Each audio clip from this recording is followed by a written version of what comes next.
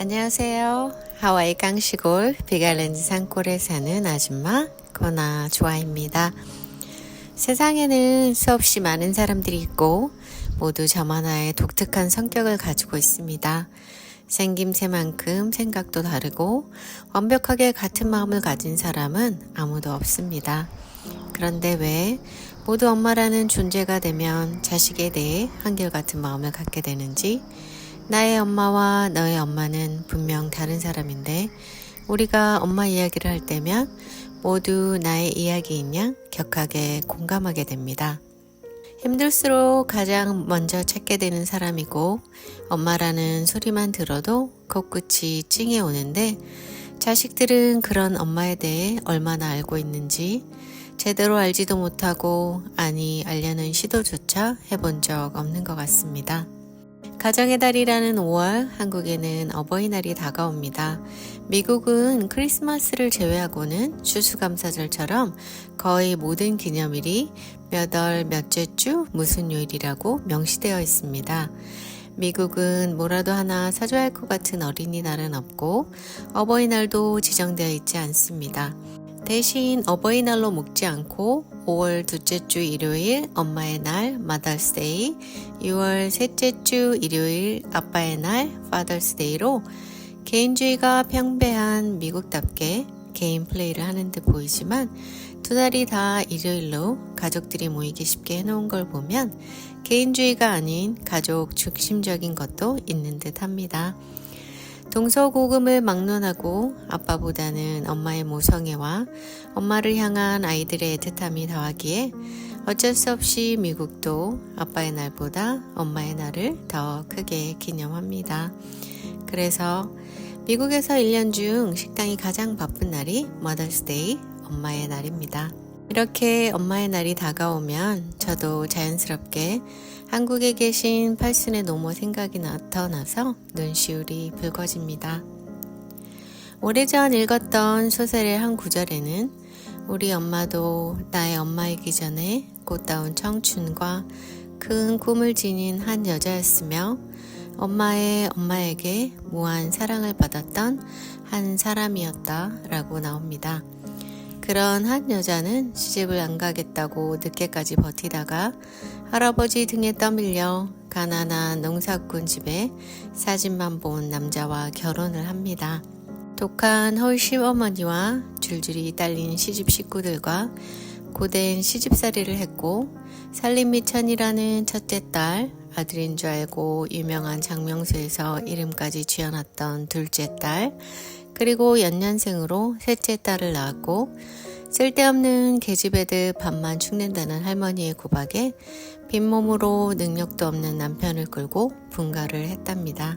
둘째 딸인 저는 어릴 때부터 허약했고, 그렇기에 엄마는 제가 아플까 늘 노심초사하셨고, 밥을 먹지 않으면 뭔가 큰일이라도 나는 듯 걱정하셨습니다. 상황을 유리하게 조작할 줄 알았던 영악한 저는 그걸 제가 갖고 싶은 게 생길 때 먹지를 않아 원하는 걸 얻어내는데 악용했었습니다. 시장표 옷은 거들떠도 안 보고 겨우 입에 풀칠이 나는 형편에 피아노 레슨을 받겠다고 고집했고, 연탄을 절약하기 위해 안방에 옹기종기 모여 자는 대신 냉골인 건너방을 혼자 차지하고 끝내 방에 불을 지피게 만들었습니다. 뭔가의 단식 투쟁을 벌이던 어느 날 이미 밖에서 몰래 군것질로 위장을 채우고 들어왔는데, 마루에 상이 차려져 있었고 그 위에 서투른 글씨에 엄마 편지가 있었습니다.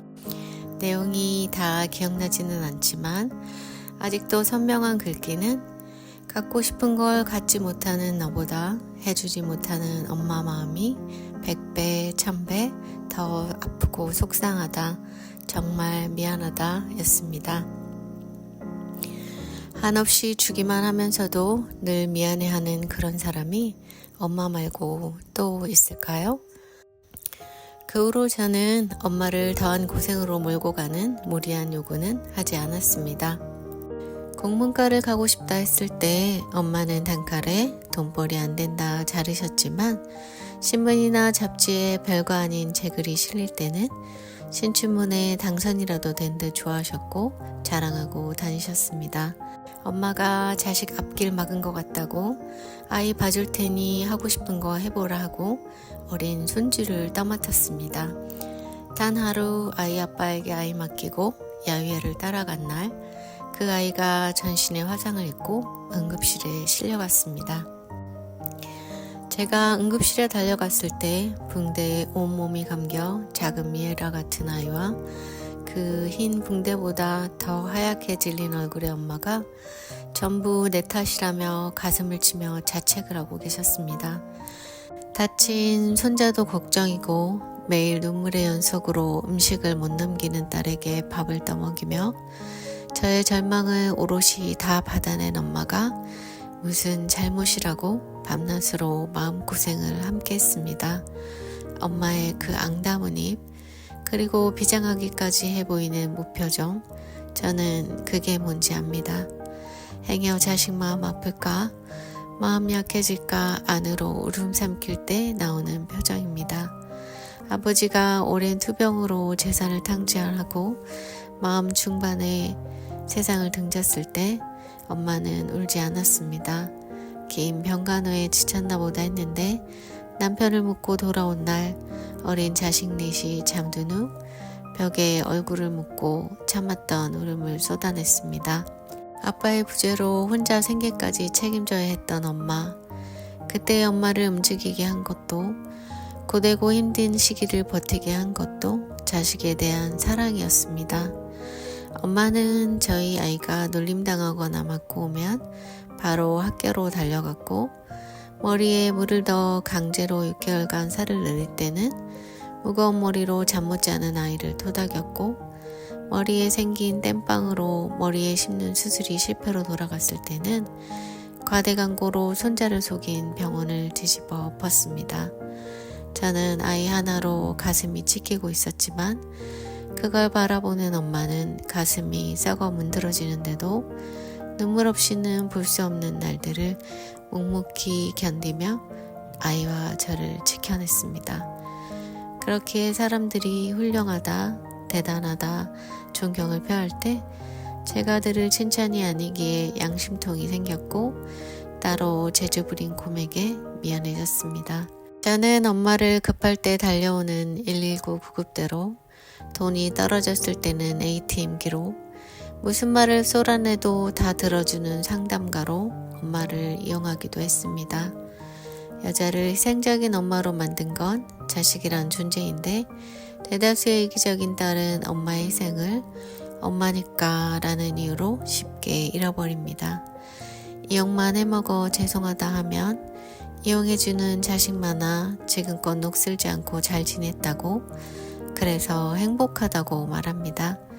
언제나 내 편인 엄마의 제일 큰 관심사는 여전히 밥은 잘 먹고 다니는지 어디 아픈 데는 없는지입니다. 이제 머리 컸다고 사소한 일로 엄마랑 투닥거리고 다투기도 하지만 그러고 돌아서서 제 밥하는 사람, 그런 사람이 저희 엄마입니다. 그런 엄마를 늘 잡아들인 돌같은 딸이라 너무 엄마를 과소비해버린 딸인 것 같아 죄송한데 하나도 삐뚤어 나가지 않고 건강하게 잘 커져서 고맙다고만 합니다. 엄마에게 받은 무한한 사랑은 문득 치솟아 눈물로 떨어지고, 저희 여동생은 제가 힘든 일을 겪을 때면 늘 말합니다. 언니, 너무 걱정 마. 잘할 수 있어. 우리 엄마 딸이잖아. 어느덧 시은이 훨씬 넘어 엄마라는 이름으로 살아가면서 그 엄마의 그 딸이라 자랑스럽습니다. 엄마를 본 지가 1년이 넘었습니다. 이제는 제가 엄마를 향해 조금씩 나아가야겠습니다. 자, 그럼 오늘도 반드시 행복하게 고고고! 엄마, 왜 나는 사랑한다는 말을 대놓고 하는 게 이렇게 낯설고 낯간지러운지 모르겠어. 그래서 한 번도 엄마 앞에서 말해본 적 없는데 생각해보니까 말로 표현이 안 되는 부피가 있잖아. 그냥 엄마를 향한 내 사랑이 그렇다고. 우리 엄마 김 여사님, 나 잘 키워줘서 정말 고마워요. 자식들 고생시킬까봐 악착같이 건강 챙긴다는 우리 엄마. 늘 마음만 가는 불효녀지만 살아계실 때 잘하는 딸 되도록 할게.